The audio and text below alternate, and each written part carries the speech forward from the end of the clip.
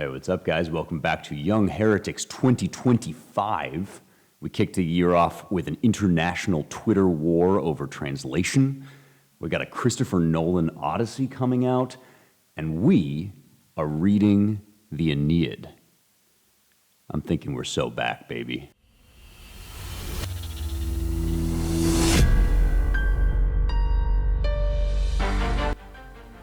All right, Happy New Year. Merry Christmas. Christmas is finally over. I hope you've been celebrating for 12 days straight. Christmas does not end until Epiphany. That means it goes all the way through January 6th. And it is now Christmas tide. That means you can still be festive. You can still be celebrating. The whole season is one of joy and general merriment at the coming of our Lord and Savior Jesus Christ into the world. It's until February 2nd, which is a very good thing because this is the bleakest time of the year. These months are really cold. They're really hard to get through if all you're celebrating is some lame secular holiday like, I don't know, Valentine's Day, blah, blah, blah. It's all drudgery unless you are celebrating Christmas tide for months and months. So I hope you're still in the festive mood. Hope you had a great and restful New Year's. I know I did. I feel tanned, rested, and ready to go. I'm out here in Florida. If you're watching on YouTube, you can see this awesome new studio that's set up out here in New College, where I am teaching a winter course on Marcus Aurelius Meditations. It's really fun to be out here, and I'm stoked to be part of what's going on at New College. And I'm going to kick this year off right. We are going to be reading the Aeneid together. I want to get into that today and start talking about Virgil's great epic. That was the will of the people when I asked you at rejoiceevermore.substack.com what you wanted to read in 2025 with Young Heretics. Most people said, well, we've done the Iliad, we've done the Odyssey, we did Homer, now let's move on to Virgil, to the great Roman epic, the Aeneid. And I would like nothing better than that. This is the first great work that I ever read in Latin. It was a big part of my high school experience. It's an incredible story, the story of how Aeneas, one of the princes of Troy, escapes from the fall of the city after the events of the Iliad, and how he makes his way to Italy and founds what would eventually become Rome. So we are going to get into that. We're going to recap all of the exciting, crazy classics, literature stuff that happened over the break while I was gone and while we were hopefully not so much online and we were like hanging out with our family.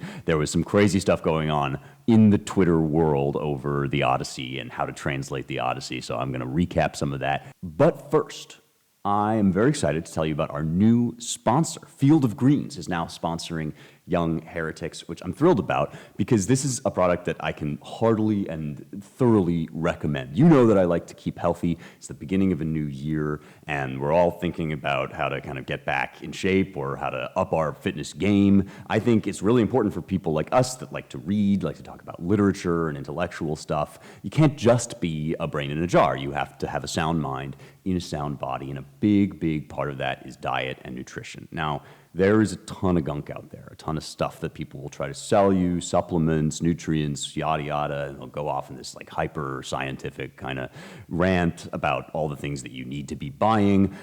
For me, diet is actually pretty simple. It's simple, but it's not easy. We basically know don't eat too much junk, don't go crazy and ham with the alcohol or whatever. And these rules are simple, but they can be hard to put into practice. We all fall off the wagon from time to time, and one area that is genuinely hard for me is eating enough fruits and vegetables. You're supposed to eat 5 servings of fruits and vegetables a day. There is just no universe in which I personally am going to fit that into my day. I do not have time to be pounding kale or whatever. And Field of Greens fixes this. It's a drink that will deliver doctor-recommended servings of fruits and vegetables to you. It's got a ton of health benefits. For me, the best part is the energy that I get out of it, which is nice to have energy that doesn't come from like caffeine and stuff like that. But there's no end of benefits to this. You will start to notice really quickly that this stuff is good for you and it feels good. It's so well constructed. They have a guarantee that if you use Field of Greens every day, at your next doctor's appointment, your doctor will comment on your improved health, or they'll give you your money back. You can write in, get your money back. But I don't think you'll need to. Hardly recommend Field of Greens. Go to fieldofgreens.com and use the promo code Heretics, Heretics, at checkout to get a discount just for Young Heretics listeners. It's fieldofgreens.com. Use the promo code Heretics. I don't take a ton of sponsors on the show. I only take sponsors that I can heartily endorse personally, and Field of Greens is one of them, so go check it out. All right, new year, new you, new diet, and new debate over the Odyssey. I don't know if you spend a lot of time online over the holidays. Hopefully not. Hopefully you kind of check out, log out, touch grass. But anytime you do, just dip your toe into the world of Twitter during the holiday season, you are guaranteed, 100% guaranteed, to find the stupidest possible debates going on online. Because there's nothing else going on. Everybody checks out. Nobody's like scrolling the news. There's hopefully no major events happening.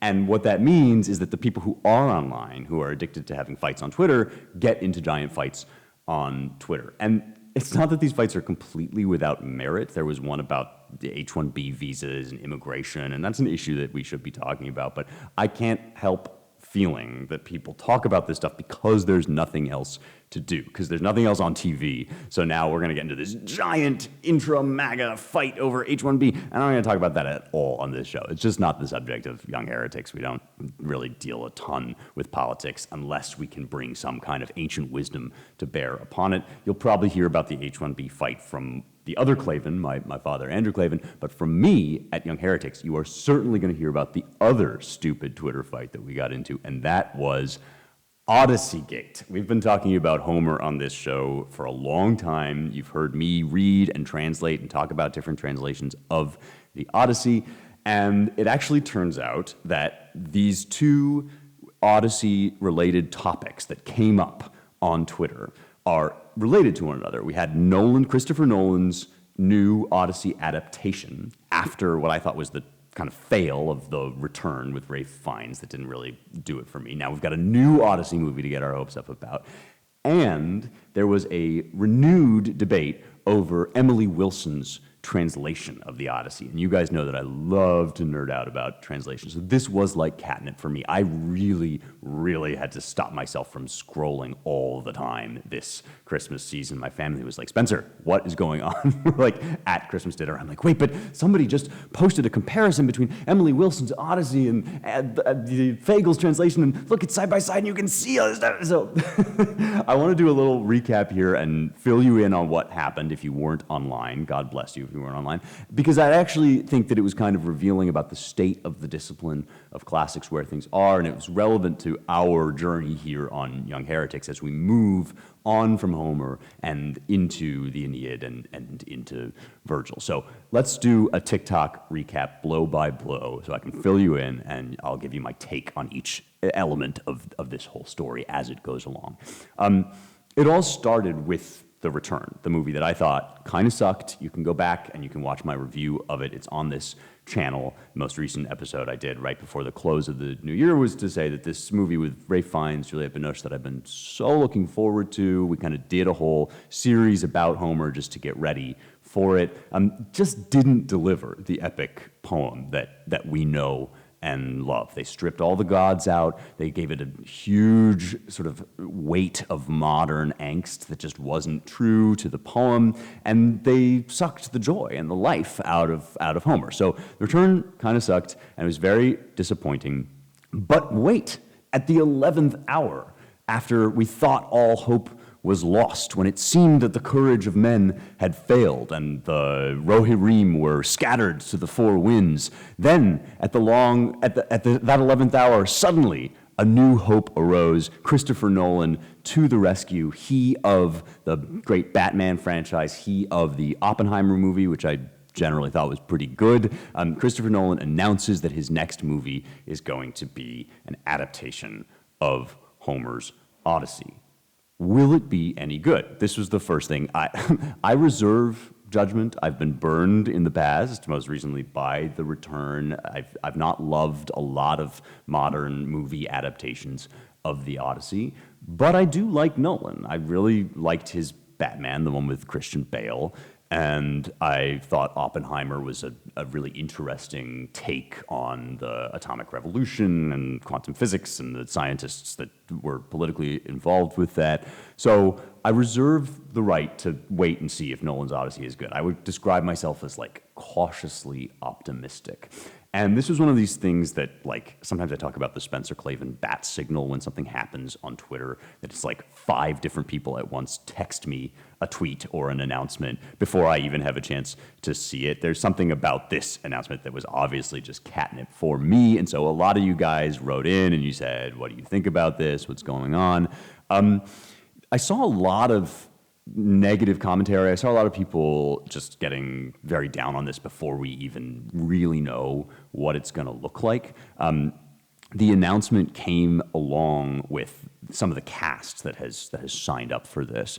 I'm just going to read off a few of these actors here that are involved. There's Matt Damon, there's Tom Holland, there's Zendaya, who was in Dune. She was the female lead in Dune. There's Anne Hathaway, Lupita Nyong'o, whom I love. If you saw the most recent A Quiet Place franchise, she was the star of that. She was also in Us, that horror movie. Robert Pattinson from the Twilight series, but also from other stuff. And Charlize Theron, or Theron, I never know how to say that.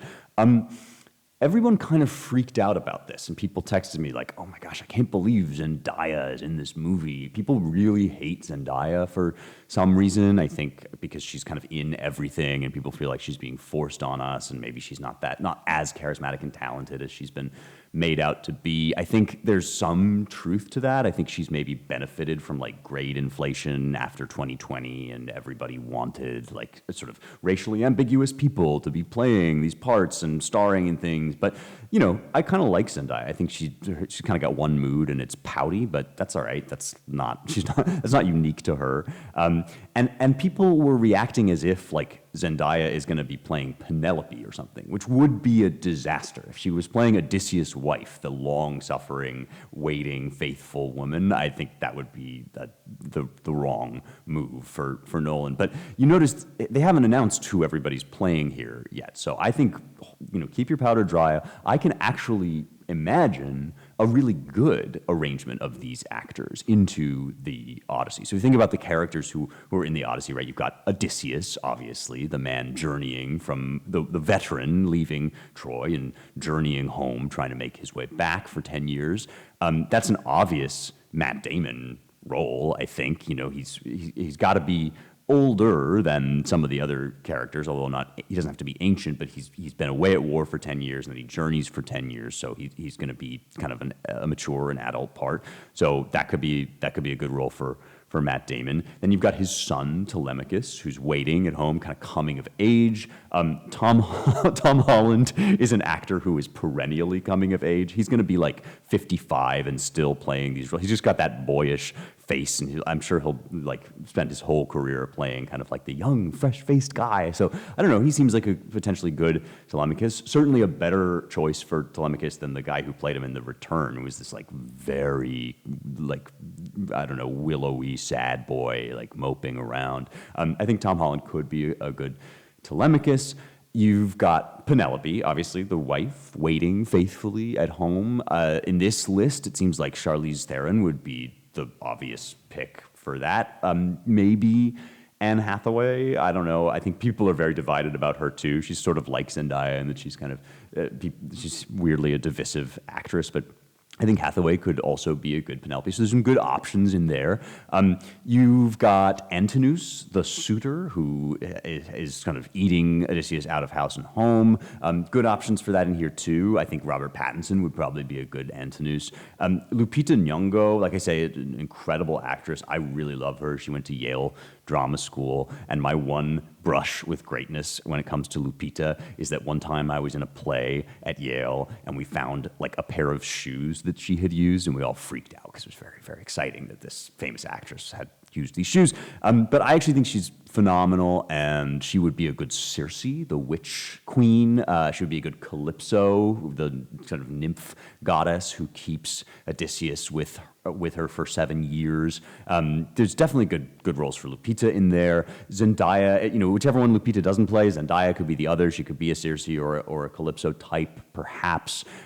So I don't really know why people got so down on this, except that everyone hates Zendaya, and I can't hate her as much as people seem to want to hate her. She seems like fine to me, and in general, this cast is promising. And Christopher Nolan said after his last movie, after Oppenheimer, that he was going to make more big-scale stuff. So that also kind of makes me cautiously optimistic. This is an epic poem, a story that spans years and years and miles, and you want it to have that grand feel. It would be amazing if Nolan didn't cut out the supernatural elements of this story. It's really hard to do. It's hard in a modern movie to portray on film, which is this very kind of literal medium. It's hard to portray the kind of numinous, shadowy, divine elements in Homer. It's much easier to do it with the verse, as you can describe it and people can kind of use their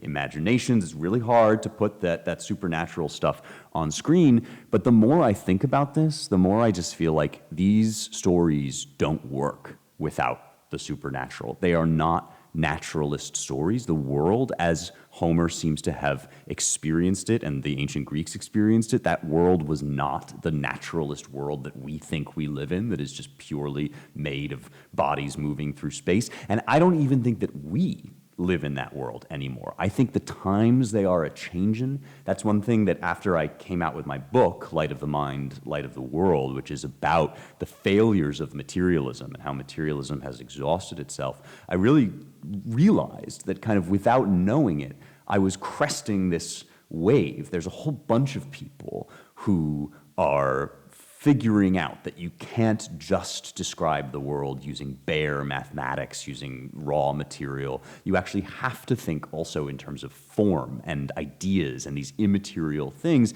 And as we become more open to that, as we realize that, I think people are starting to do what's called re-enchanting the world. We're starting to become aware of all these mysterious forces that operate in our world. And that means actually that this quote-unquote realism, where we just strip everything down to its barest material bones, I don't think that's really in anymore. I think it used to feel very edgy. The movies like The Return, where they do cut out the kind of supernatural stuff, it used to feel edgy. But I don't think it does anymore. I think that time is over. There's something new going on, and the spirit of the world has moved on. And that's a good thing. And so I actually think it would be more innovative and interesting and daring if Nolan did somehow incorporate the gods, if there was Athena in this story. I mean, how can you even tell the story without Athena? She presides over, she's the spirit of wisdom that presides over the whole journey. She intervenes at key junctures, and that's Homer's way of expressing something really true about life, that sometimes we are broken out of our patterns by a force from outside of us. I mean, those of us who believe in God and believe in prayer know this to be true, that you go through life, most of the time, most people you know, they have a kind of regular character, regular patterns of behavior and activity, but sometimes we are capable of this change that seems to come from outside. And that's one of the things that Athena represents, or I shouldn't even say represents, it's one of the things that she does in the poem. She disguises herself as Mentes, and she gets Telemachus moving, kind of kickstarts his coming of age. She obviously helps Odysseus at key points. She disguises him from the suitors so that he can make his way back into his home and finally complete his return. You know, all of that, I think, is really crucial. And it's crucial that we understand that that's not just a naturalist human interaction. So it would be awesome if, like, Lupita or somebody could play Athena, if they could be like a grander scale, you know, the monsters and the gods and everything could actually take place in this movie.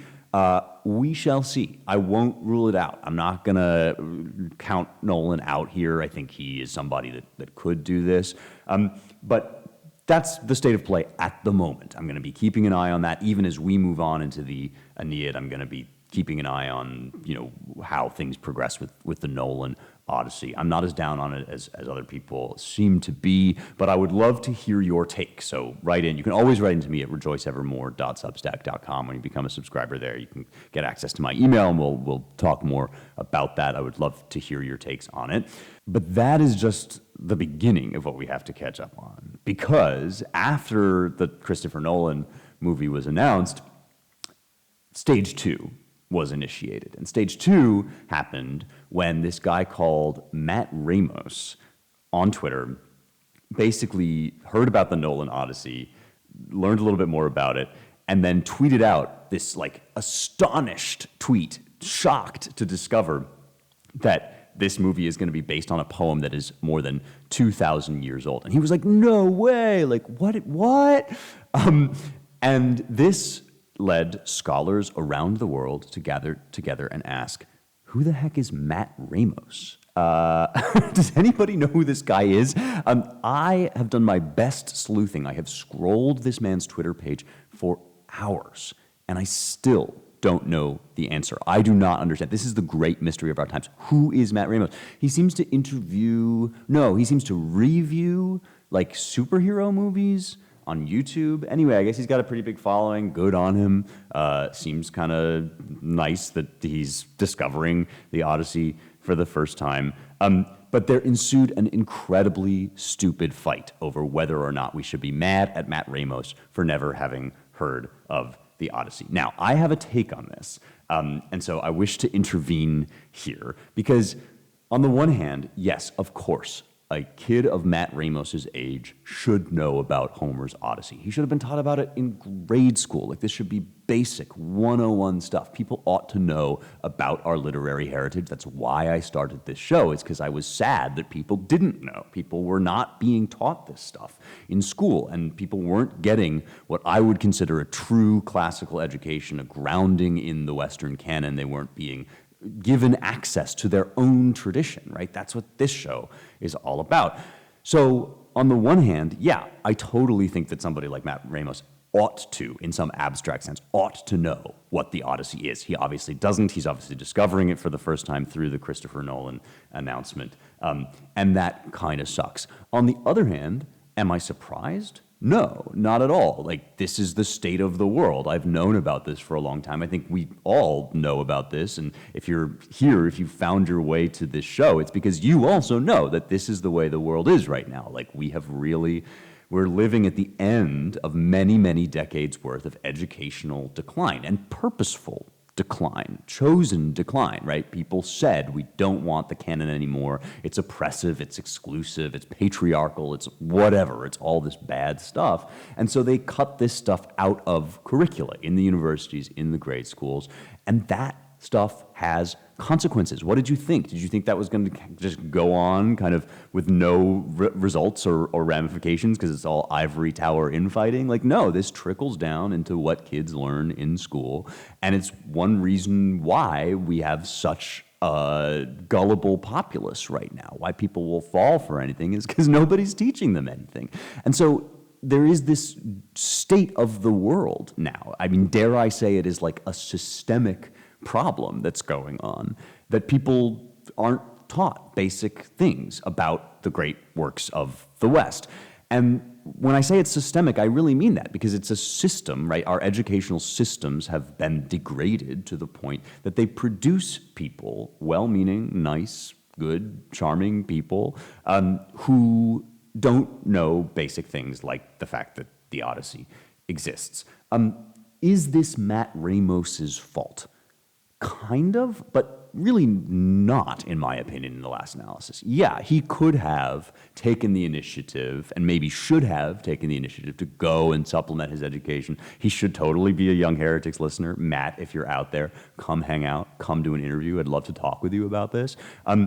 But on the other hand, we're all products of our society and our environment to an extent. We have free will. We can move outside of our basic education. But also, we don't know what we don't know. And this is the terrible wages of degrading an education system. And so the real culprits here are the academic activists who 20, 30, 40, 50 years ago said we shouldn't be teaching this stuff in schools.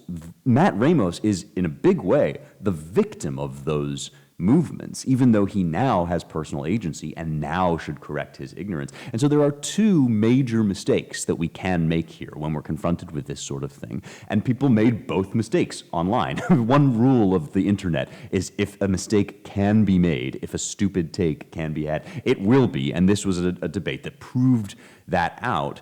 You know, some people were super down on Ramos because, oh, he doesn't know this stuff. And my feeling is like, okay, you can briefly say, like, you probably should have learned this in school. But then when somebody's expressing excitement about the Western canon, like, what are you, a dunderhead? Obviously, the response to that is amazing. You don't know about it, but you're clearly excited about it.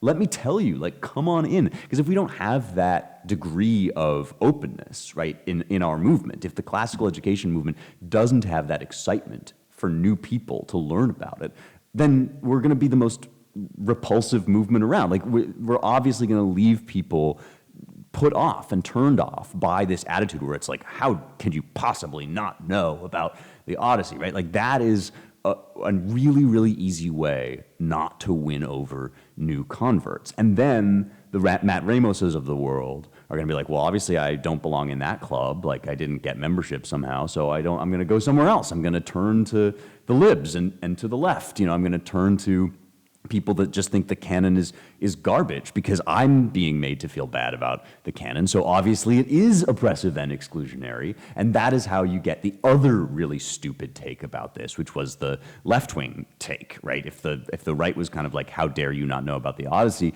the left was like, no, this is resistance. Like, you shouldn't have to know about the Odyssey. In fact, it's virtuous not to know about the Odyssey because you're decolonizing your bookshelf. Like, you're making your way out of the dark, oppressive constraints of the Western canon. And there were all these people being like, actually, like, it is good and in fact virtuous, like, never to learn about Homer and you shouldn't have to and whatever. Now, between the two takes, I think this is the more phenomenally stupid. This is an extremely smooth-brained way of looking at the world, is that just because something requires effort, just because it's been built up over years, just because it does, to a certain degree, create a curriculum that you have to follow and a kind of gatekeeping mechanism, for that reason, it's inherently oppressive. I mean, the opposite is true, right? The ideal attitude, the ideal stance here, and this is my take on this, right? The ideal attitude is, no, the Western canon is actually a great society, and you are invited. It's not an open society. It's not like there are no requirements to entry. You do actually have to be part of the conversation. You have to learn something about the conversation up to this point. But there are a million resources now online in the wild, wonderful world of social media and the internet. There are a million ways for you to become part of that conversation. Come join the fun. We want everybody, right? Everybody, the more people, the merrier. The more, the better. I have no expertise, no opinion about how many H-1B visas we should issue, but I, Spencer Clavin, have the authority to issue a Western canon classical learning visa, and I'm handing them out like candy. I'm stapling them to every tweet. You know, you come one, come all. That's how I feel about this stuff, and that's what this show is about. That's what we're doing here, and that is why, having now done a long series on Homer's Iliad and Homer's Odyssey, I will be spending this year, or at least the first part of this year, introducing you to the Aeneid, and hopefully reintroducing you to it if you've already read it. We're going to take a journey together with Virgil through the next part of this great story, because this is the conversation, and this is the stuff of life. This is like the best stuff to be talking about. It helps you in your own life, and it will enrich your soul. Come on along. This is kind of like, sometimes online you will find some clip from TikTok or wherever where this young girl is crying about how she can't get a date or how she hates her job or whatever. And you get all these people being like, well, you're a stupid feminist, and that's why, like, nobody wants to date you, and that's why you have a stupid Zoom job, and, like, everything that you believe sucks. Like, ha ha, stupid girl. And my feeling about that is like, is this girl, this poor victim of a sexually degraded culture, like, is this girl really your enemy, or is she actually a symptom? And usually, actually, in fact, 100% of the time, the answer is those young women, and men too, who have been waylaid and misled by a culture with absolutely nothing to offer in terms of romance and understanding of the relation between the sexes. Like, these people are your potential allies, actually. Like, they are on the cusp of a realization that our present arrangement doesn't work. And what we should be saying is, yeah, it does kind of suck out there right now. If you're trying to get a date, if you're trying to get married, why might that be? Well, I don't know. Like, for more than 50 years, that people have been dismantling old rituals and mores having to do with sexual virtue and interpersonal relations and like how to be good stewards of civilization and society. Like, maybe some of those mores actually were helpful and maybe we can recover some of them, right? The same thing is true in the domain of the Western canon. Like, if you encounter people who are catastrophically ignorant about ancient literature, and there's lots of those people out there, and if those people are starting to realize that there's a whole world that they somehow have missed, that they haven't yet understood, the answer is like, yeah, and there's a reason for that. You've actually been cheated out of your heritage. Like, you have been cheated out of the great works of the West.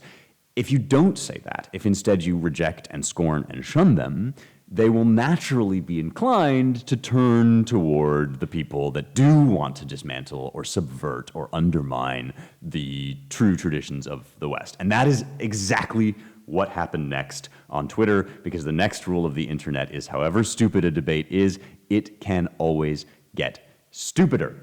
And so what happened next is this account I had never heard of, and I don't think it's a big account, just an account that had a big tweet, went out and said, oh, you know what? This is great that you've never heard of the Odyssey, because now is the perfect time to read it. There's just been a fabulous new translation, the Emily Wilson translation in bouncy iambic pentameter. And the best part is, it makes dude bros angry. So this is the kind of person that will reach out to a Matt Ramos if better and cooler heads do not prevail. Now, guilty as charged, I am a dude bro who reads old books. That's basically my whole brand. I don't think I'm angry, exactly. In fact, I know I'm not angry about Emily Wilson's translation of the Odyssey or the Iliad, but I do think it's bad. And so I kind of, at this point, entered into the fray and got online and started talking about why Emily Wilson's Iliad is probably not the one you want to read, and why I think Fagel's Iliad, the Robert Fagel's translation, is. And this is a debate that I thought we had already kind of had and resolved, and everybody had already picked their side about it. But one thing about a Twitter war is it's good grist for everybody's mill, because everybody can re-up their old content, and I was no exception. I'm going to drop in the description of this episode, I'm going to drop a link to my review of Emily Wilson's Iliad. It's called Homer Without Heroes, and that title will give you a sense of what I think of this translation. But it is worth really reviewing this a little bit as we move on into the Aeneid, because we will also be talking about which translation of the Aeneid you should read if you want to follow along with the young heretics' journey through this new poem. And choosing a translation is a very important part of reading a great work. If you're not going to read it in the original, you have to be careful which translation you pick. And we've done a lot of episodes here on this show, and you can go back through the archive of the words episodes about how to pick a good translation. But one thing that we've talked a fair bit about on the show is register. And this is the word that we use to talk about how the language of a poem feels, and especially how it feels in terms of like its formality. Is this a very high-flown sort of formal kind of style of writing? Is this a style that feels old or elevated in some way? Is it much more conversational and down to earth? Is it somewhere in between? Does it come from a particular region? All of those things you have to think about as a translator, and as a reader, you should notice when a translation is doing something with register. And my complaints about Wilson technically, at a technical level, are almost all about register. I have complaints about her at a political level as well, which I will touch upon in a second. But in terms of like, if you're going out and you want to buy a translation of the Iliad or the Odyssey, and you're thinking about one to get for your kids or what have you, the reason why I don't think you should get the Emily Wilson translation is because she has this theory about Homeric register, which is basically that old-fashioned Victorian fuddy-duddies decided one day that Homer should sound elevated, should sound grand and glorious, and should sound like an epic poem. And their ideas about epic poetry were influenced by their own cultural assumptions, and they made Homer sound way more highfalutin than he actually needs to sound. And so Wilson's entire project is to deflate the poems. She wants to deflate them at a linguistic level. She wants to deflate them also at the level of content. In the introduction to her Iliad, she says that what we really need is to understand that these weren't grand bands of armies the way we would envision them, with the kind of sparkling helmets and their glorious glamour and everything. These were tiny roving bands of warlords and their men that came kind of hard scrabble upon the shore, and they just skirmished. And she, throughout the poem, translates words in that way. For instance, she's always talking about the men of the Iliad screaming rather than bellowing. She's always talking about, the tents and the huts rather than the palaces and the castles and all this stuff. And so the whole thing ends up looking like boys playing with their sandcastles. And when she gives interviews, she talks this way, like, Achilles is just throwing a tantrum. This is really just a bunch of kind of men with their overweening pride. And she writes about Hector having the wrong idea and wanting to go out and fight just for his glory. She feels basically like all of this is just inflated and overstated. And it's funny because sometimes she talks as if it were later translators who added this vainglorious gloss on the poem, and sometimes she talks as if it's there in the original poetry itself, that these are over-proud men, and Homer actually wants to undercut them. I feel like this whole idea is just obviously wrong. It's wrong at a scholarly level because, in fact, the Homeric language was remarked upon in antiquity, not just in the modern world, but ancient readers. When the ancient readers would go back and look at Homer, they would remark upon the fact that, yes, there is a kind of blunt diction here. There is a frankness to the way that Homer writes that gets at the kind of the gore and the devastation of war. But there is also what you would call semiotes in Greek. There is a kind of elevation to the language. He uses a lot of archaic sounding words. It would have sounded archaic and elevated even to an ancient Greek listener.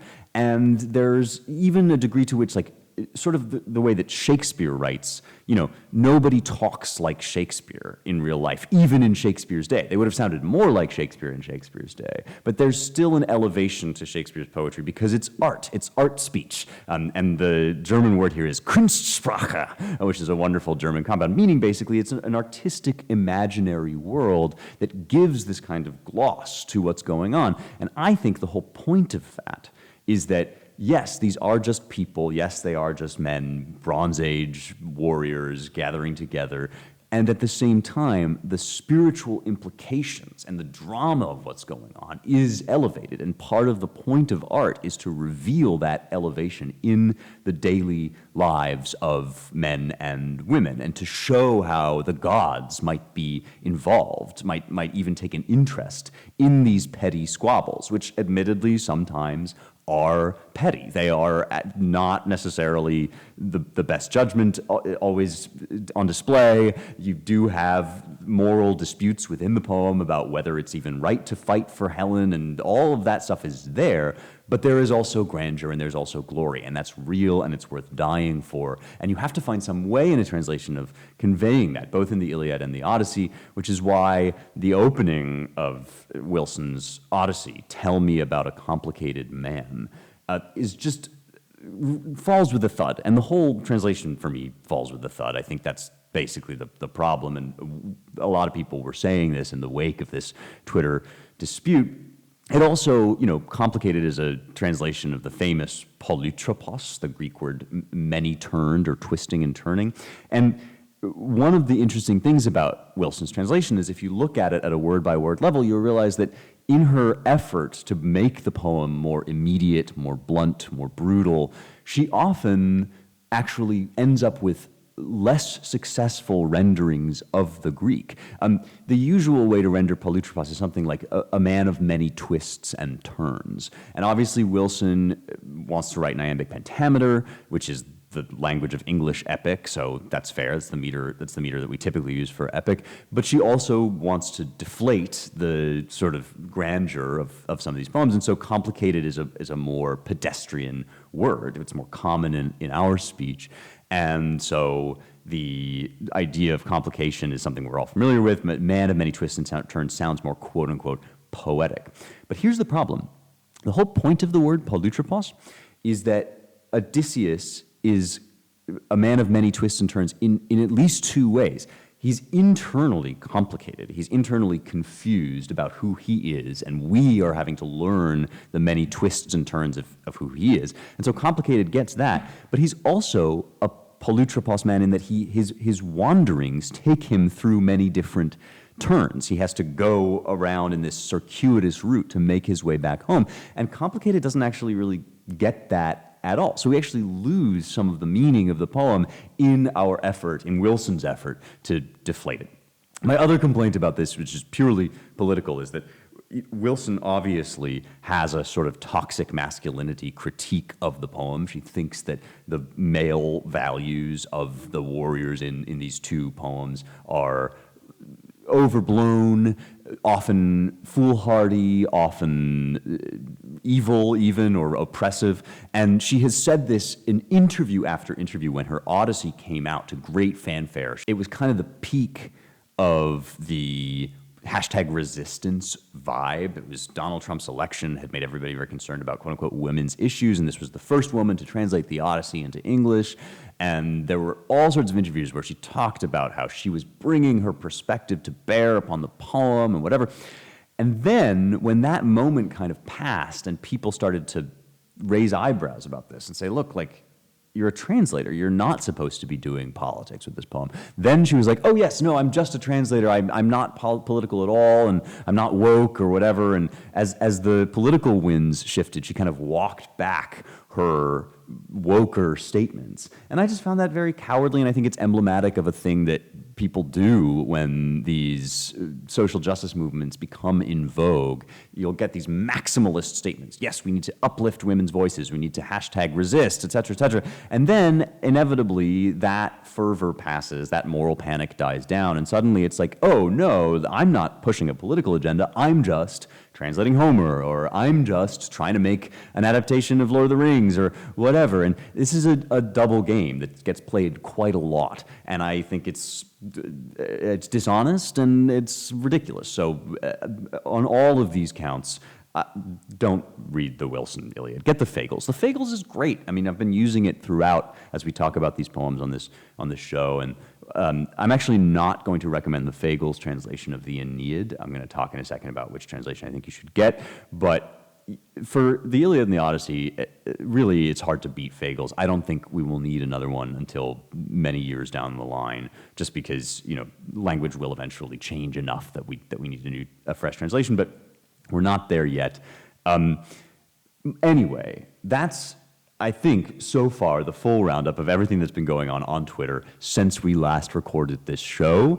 And hopefully now you are up to speed. My takeaway from all of this is that in 2025, we are reading epic literature, and I am so here for it. I'm not here for Emily Wilson's Odyssey. I'm not so much here for getting down on Matt Ramos for never having read the Odyssey. I'm not sure whether I'm here for Christopher Nolan's adaptation of the Odyssey, but I am definitely here for a 2025 in which we read epic literature. So I just want to invite you to join me this year in reading and perhaps rereading this poem. It's one that you can get into with a little bit of effort. If you've got kids, they will enjoy some of the stories.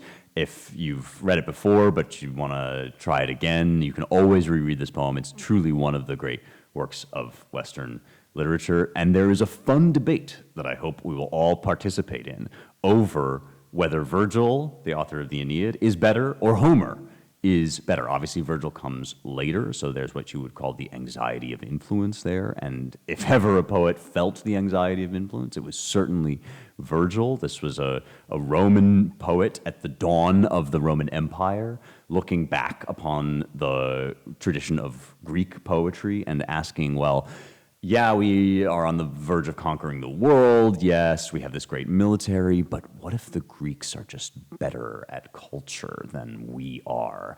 So some people ever since have said, yeah, actually Virgil is like a knockoff. He's sort of a second-rate poet that is just taking off from Homer. There are memes online where you'll see Homer's Iliad and Odyssey, and it's this beautiful drawing of a horse, and then this with finely shaded details, and it's this wonderful work of art, and then it's like Virgil's Aeneid, and it's this child's scribble. It's just scrawling and imitation. There are memes where Homer is taking a test and Virgil is taking the test next to him and looking over and trying to cheat on the test. That's one take, and I would be interested to know if any of you guys out there feel that way about Virgil. You can write in and let me know, or you can drop a comment on YouTube and tell me, or whether, in fact, Virgil surpasses the old master, whether he takes everything that was great about Homer and boils it down in this classically Roman way and gives you this key core distillation of the whole thing.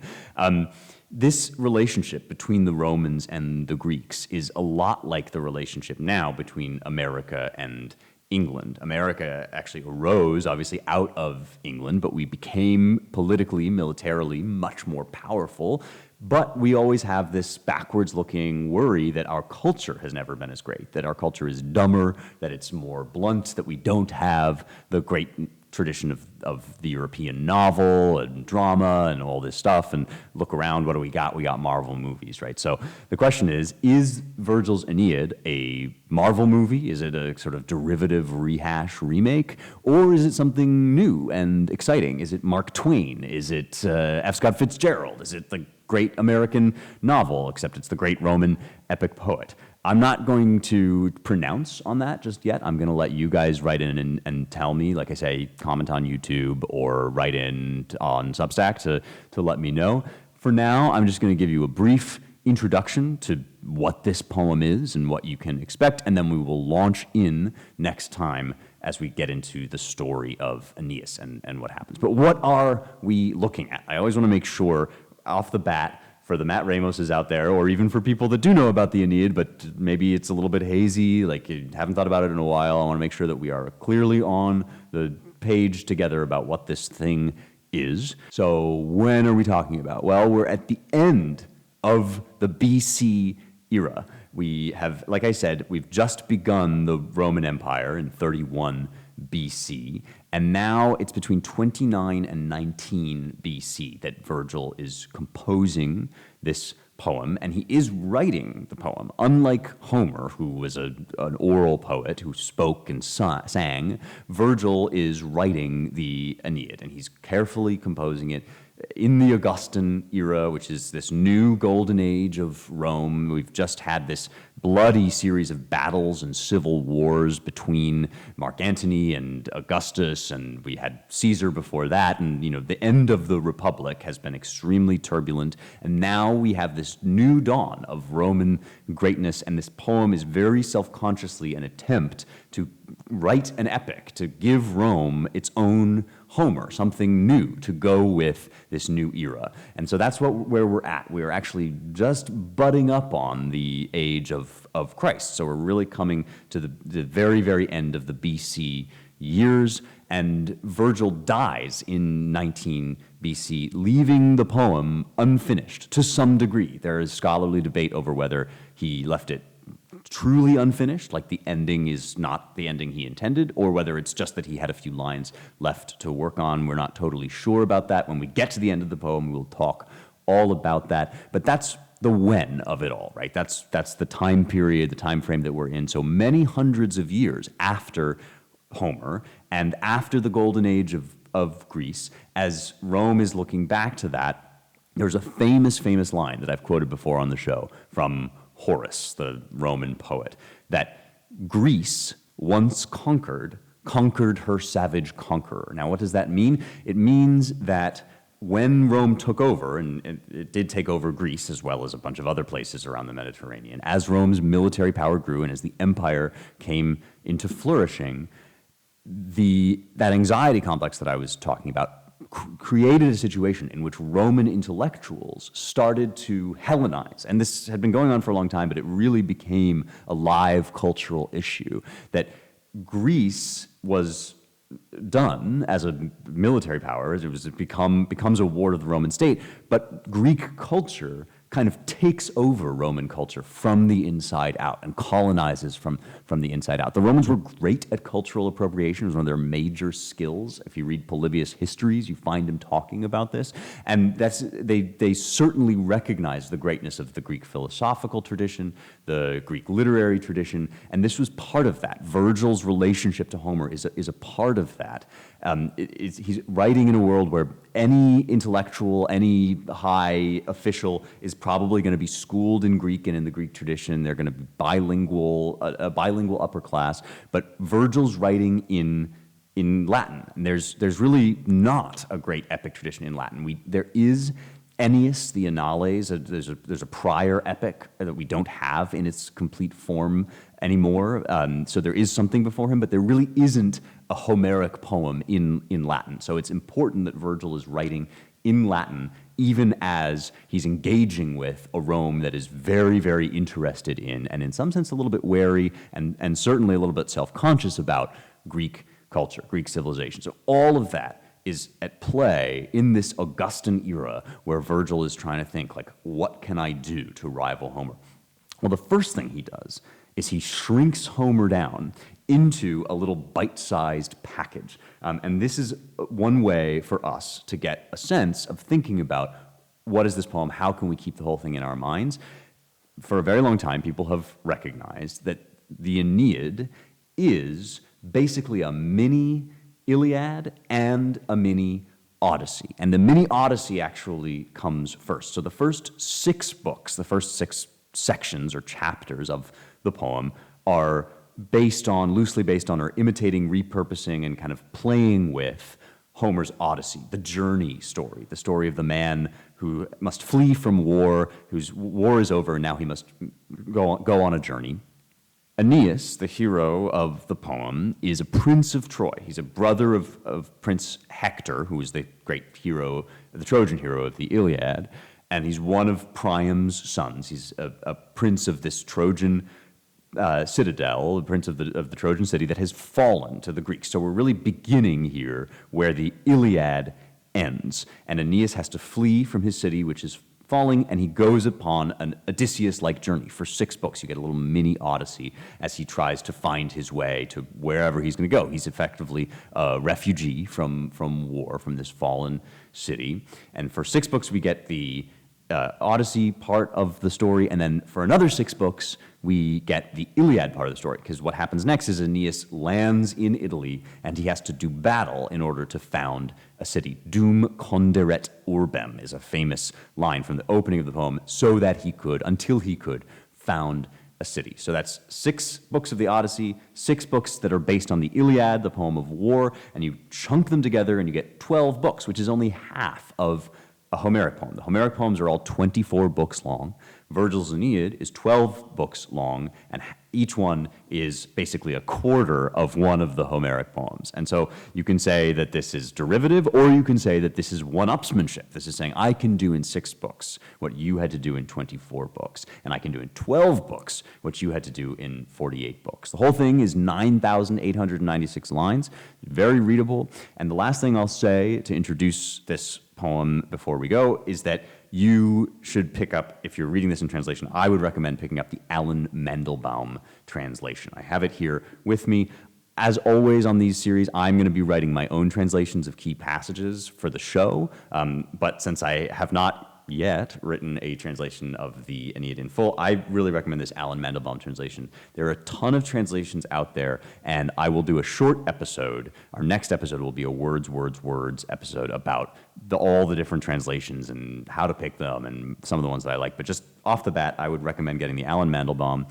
So if you want to go pick that up before we start in next time, that's where we will begin with the fall of Troy and with the escape of Aeneas into parts unknown as he voyages to ultimately found Rome. That is, the point of the poem is that in this grand moment when Rome is going through a refounding and really reimagining itself as an empire, they're asking themselves, who are we? And they're looking back to this story of Aeneas and the Aeneid as the founder of Rome. Join me next time and we will talk all about it. I always like to do a little segment called I Maked This. That's where we put out I tell you about something that I've put out into the world besides this podcast that I think you might like. I have an essay up at the Heritage Foundation about the crisis of purpose in the West, and it's very, very closely related to everything we talk about on this show, Western civilization. If you want to hear where I think we're at right now as a civilization, where the West has gotten to and where I hope we are going, go check that out. I'm going to drop that in the description of this episode.